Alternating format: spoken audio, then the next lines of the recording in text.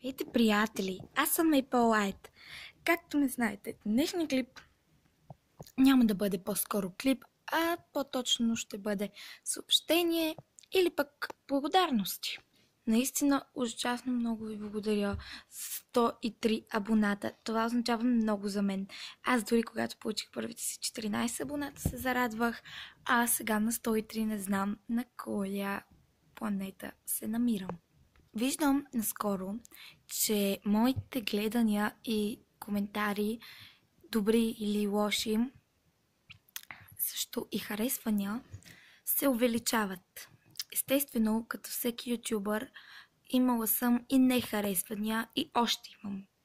Както казвам, имам и лоши коментари, които някои не са от най-лошите. Имам коментари, които хора се опитват да ми кажат да променя нещо. Като, например, скорошен коментар, който видях скоро, че много говоря. Аз сега ще обясня защо. Опитвам се да обясня просто нещата, които съм направила за по-лесен начин и дали някой иска също да се ги направи, за да направя клип за това. Съжалявам, ако мислиш, че много говоря, изключи звука и просто гледай картинките. Съжалявам, ако на някой това не му е приятно, но според мен така се обясняват по-добре неща. За клипът с CJ и Ken и облеклата.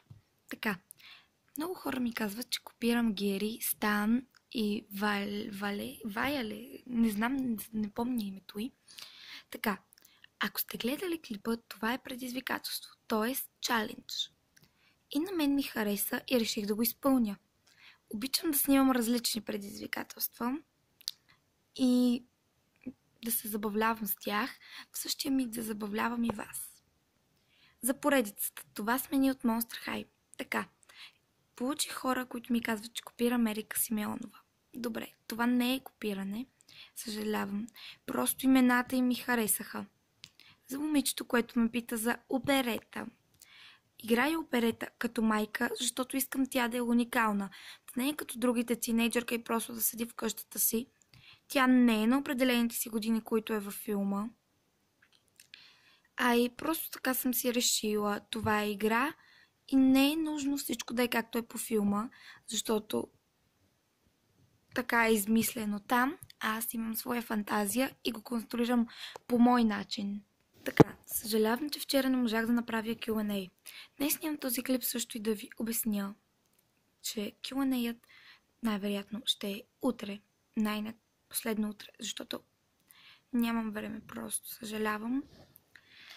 И също искам да кажа за това, че пак повтарям, много ви благодаря за абонатите ми. И се надявам да се увеличават и така нататък. Аз се чувствам на седмото небе, така да се каже, и няма на къде по-добре. Благодаря ви. Целувам ви и ви много благодаря за позитивните коментари. Знам, че те винаги ще са повече от хейтърските. И ако не подхождаме с усмивка на лице, няма как. И пак повтарям, благодаря за 100 абоната. Според мен няма на къде по-добре. Ако цифрите се увеличат, всеки ден ще вижда, че съм качила и с един абонат, аз се радвам много, защото този абонат гледа моите творби. А аз това го правя за вас, но го правя и за мен. Аз обичам да снимам клипове и обичам да играя с кукли.